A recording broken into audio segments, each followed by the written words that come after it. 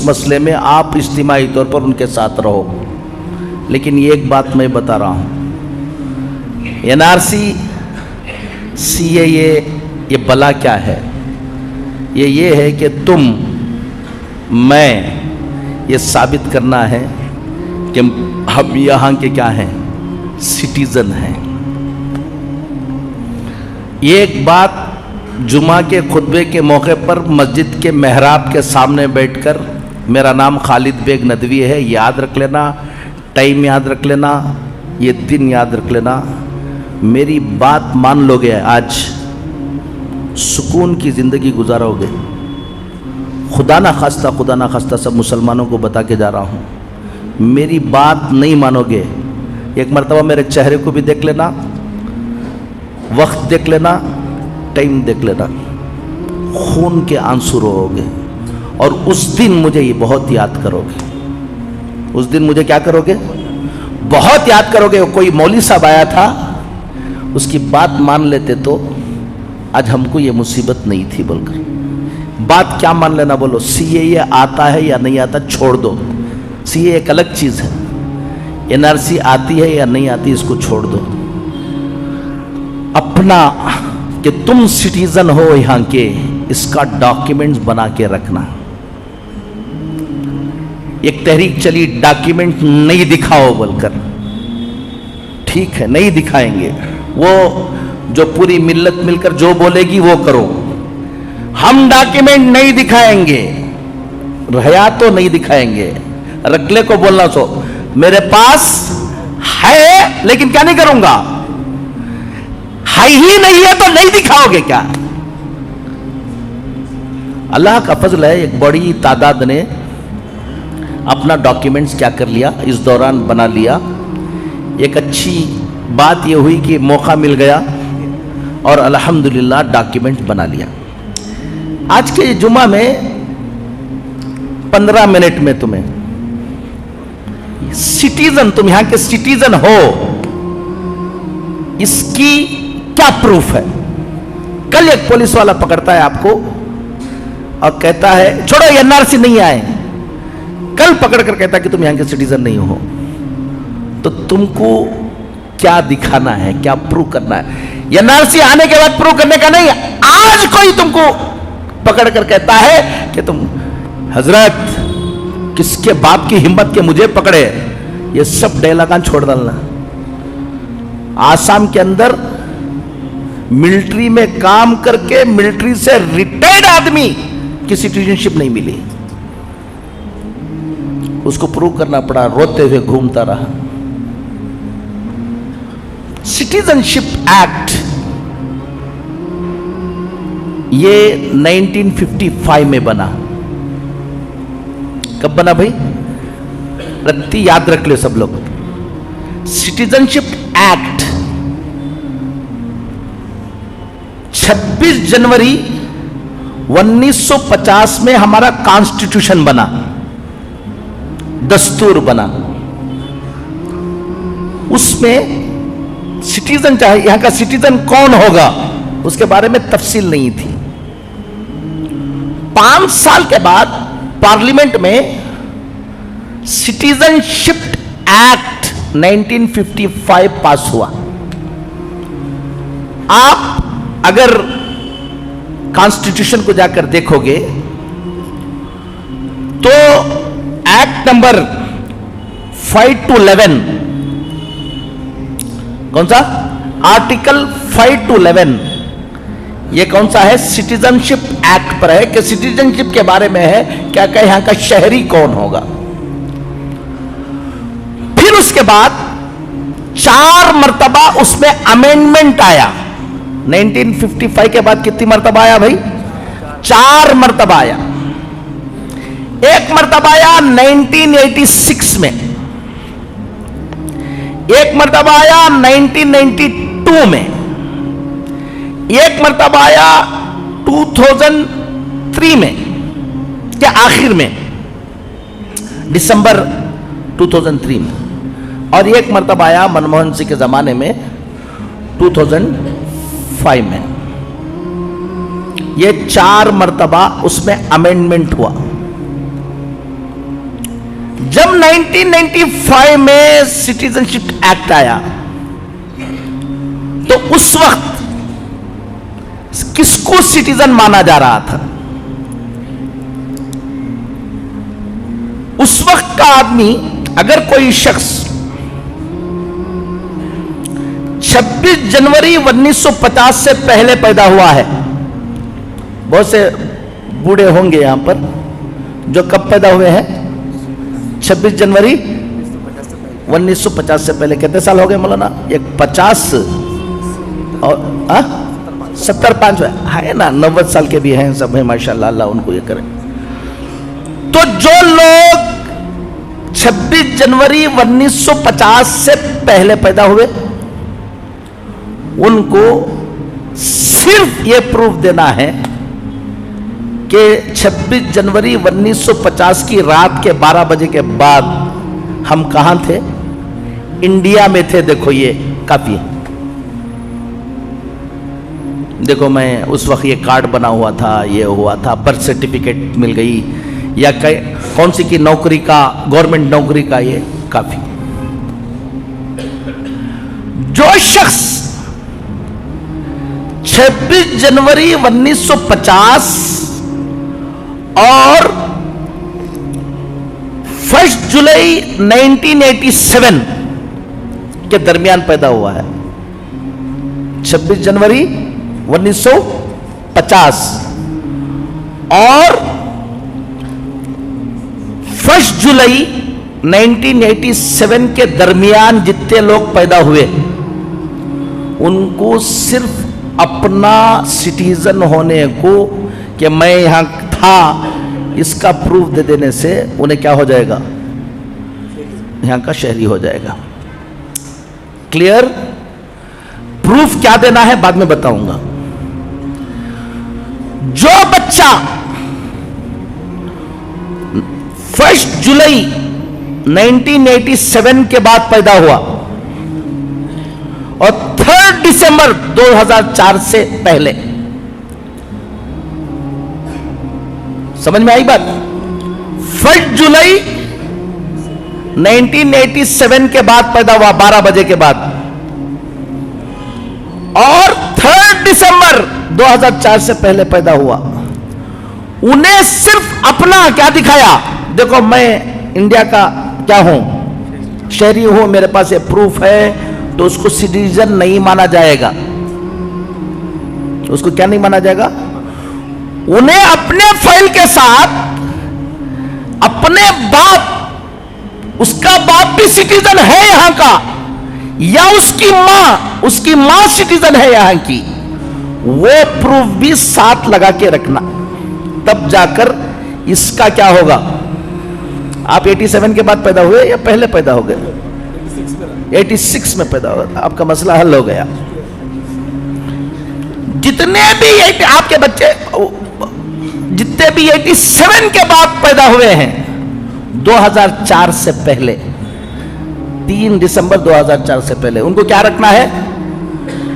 सिर्फ उन्हें अपना डॉक्यूमेंट रख लेने से क्या नहीं होने वाला, उसकी बर्थ सर्टिफिकेट रख लेने से क्या नहीं होगा, उसकी बर्थ सर्टिफिकेट, उसकी शहरियत का प्रूफ रखने के साथ या तो अपने बाप या तो अपनी मां का प्रूफ भी उसके साथ कि वो भी इंडियन सिटीजन है, लगाव को रखोगे तो तुम्हारा सिटीजनशिप क्या होगा?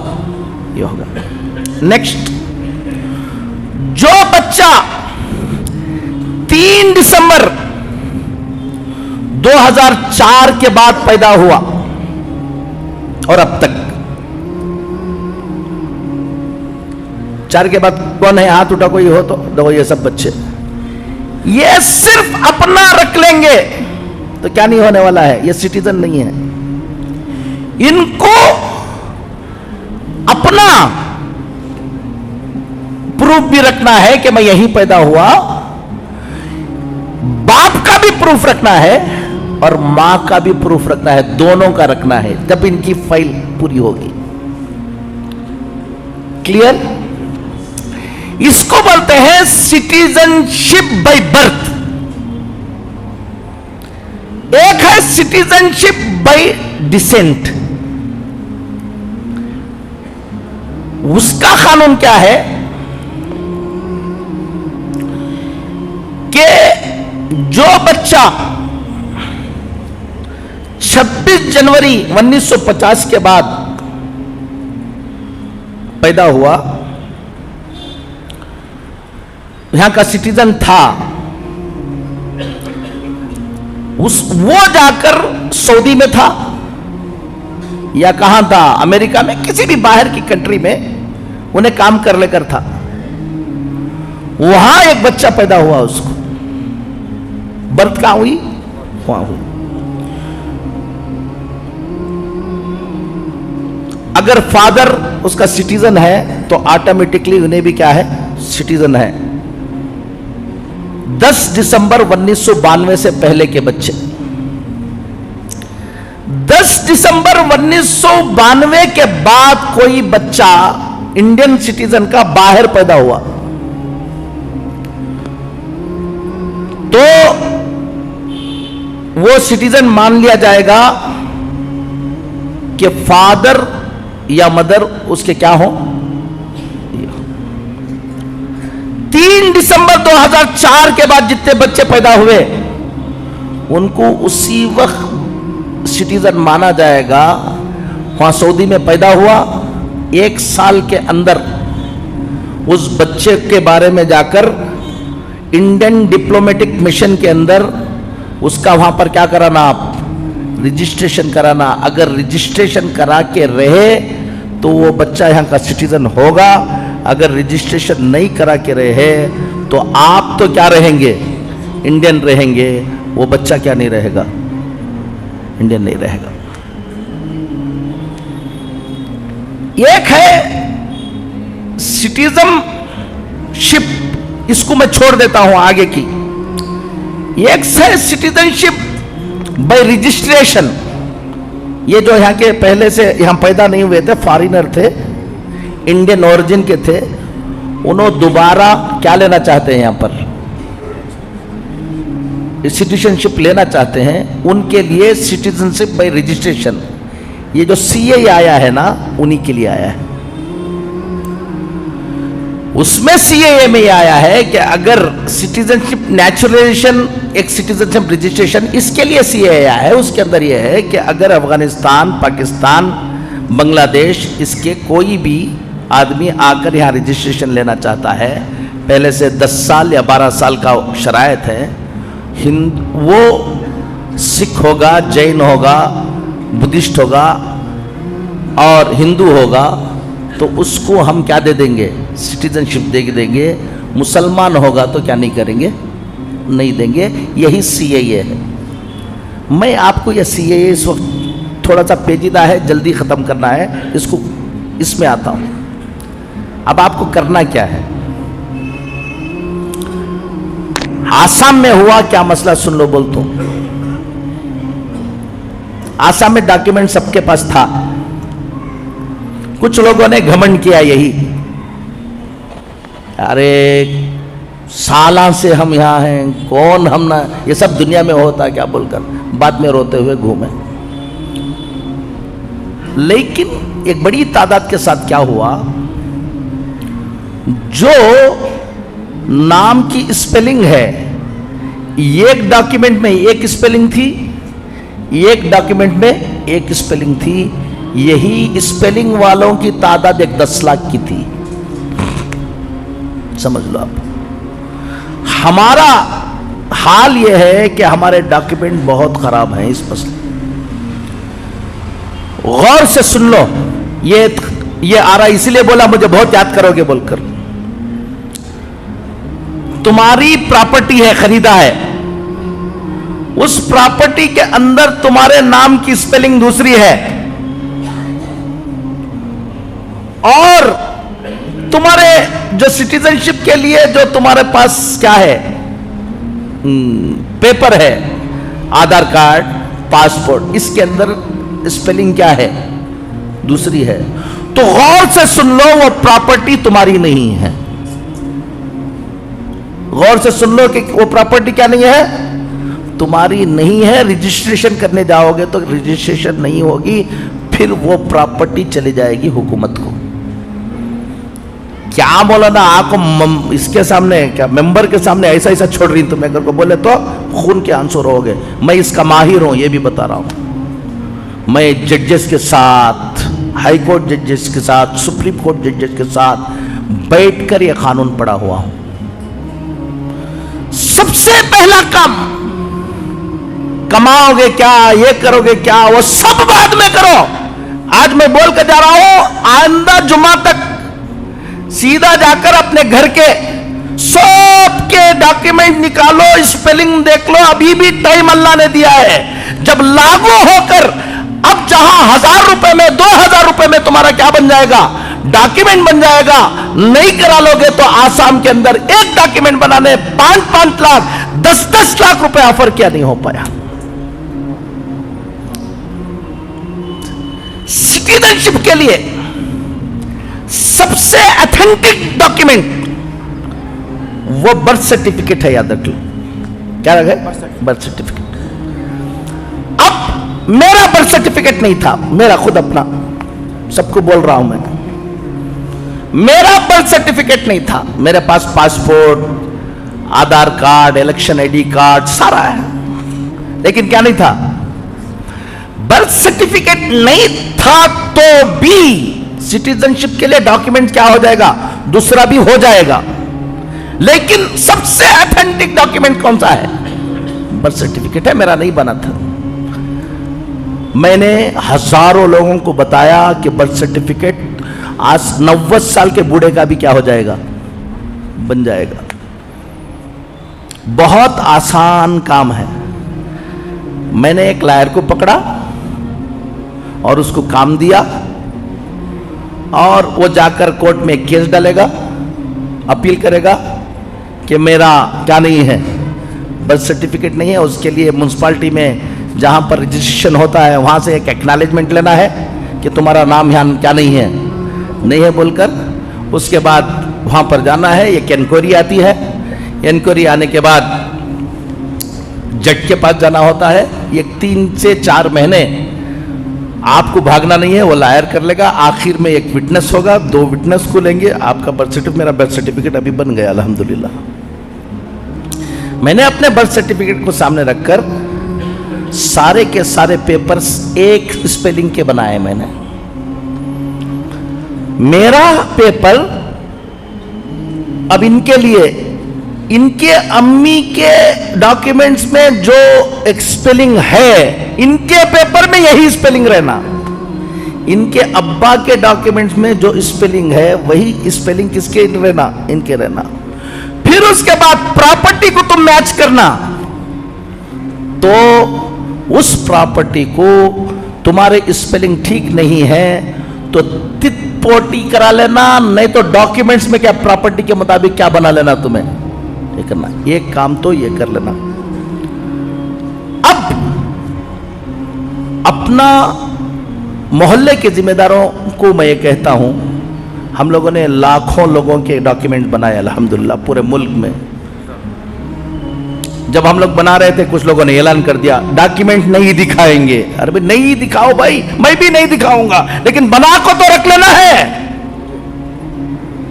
तो डॉक्यूमेंट्स बनाओ।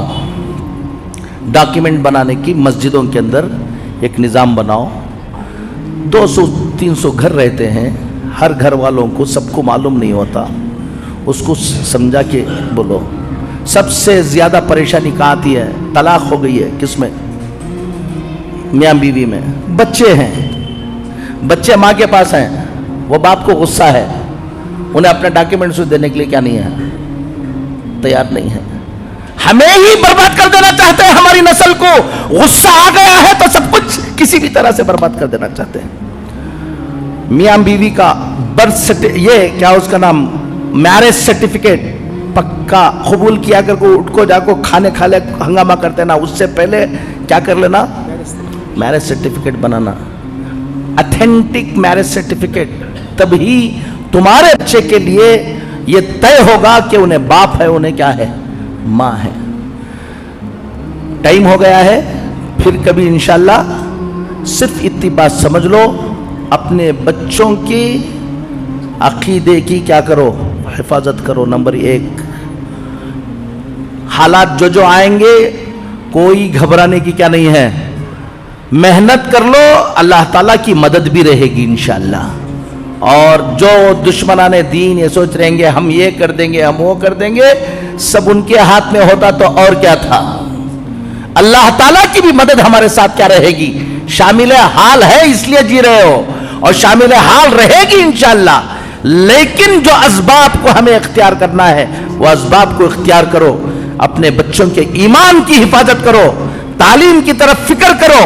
और सबसे बड़ी बात है कि हमारे लिए हम सब नुकसान उठा लेंगे लेकिन अपना बच्चे के ईमान के साथ नहीं खेलेंगे हम। सबसे बड़ी फिक्र यह है कि मेरा बच्चा क्या रहे, ईमान वाला रहे। और फिर हम एक मुल्क में रहते हैं, हमको कानून के मुताबिक रहना है, हमको कोई उंगली उठाने की क्या नहीं रहना, किसी को हिम्मत नहीं रहना अपने गाड़ियों की, अपने प्रॉपर्टी की, अपनी सब कानूनी अंदाज से उसको मजबूत रखो। अल्लाह ताला दुश्मनों के जो इरादे हैं उसको क्या करेंगे, नाकाम करेंगे। अल्लाह कहने से ज़्यादा सुनने से अमल की तौफीक नसीब फरमाए। व आखिर दावाना अल्हम्दुलिल्लाह रब्बिल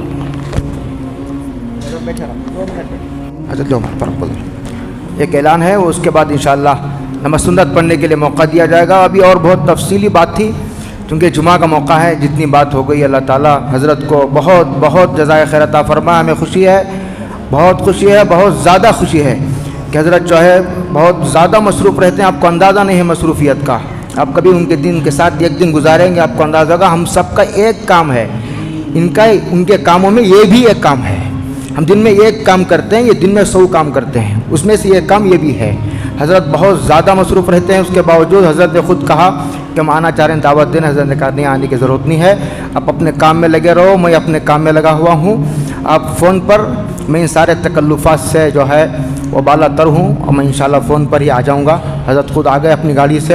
अल्लाह ताला बहुत बहुत जज़ाए खैर अता फ़रमाए और हज़रत के साए को अल्लाह आफ़ियत के साथ देर तक हमारे सरों पर कायम रख कर इस्तेफ़ादे की हमें तौफ़ीक़ अता फ़रमाए। 2024 के इलेक्शन की तैयारी हमें क्या करना है, कैसे करना है, मैदानी सतह पर क्या करना है। जैसे हमारे माशाअल्लाह इज्तिमा शहर में भी और पूरे सूबे में तय हैं और चल रहे हैं कई माह से। अल्लाह ताला उनको मुबारक फ़रमाए, अल्लाह कबूलियत की शान से अल्लाह माला माल फ़रमाए और मुफीद फ़रमाए। इस तरह हमारा नारा है दावत व तबलीग का, हर घर हर फ़र्द। 2024 के इलेक्शन में भी जैसे हमने रियासत के इलेक्शन में काम किया, इसी तरह हर घर हर फ़र्द तक पहुँच गए।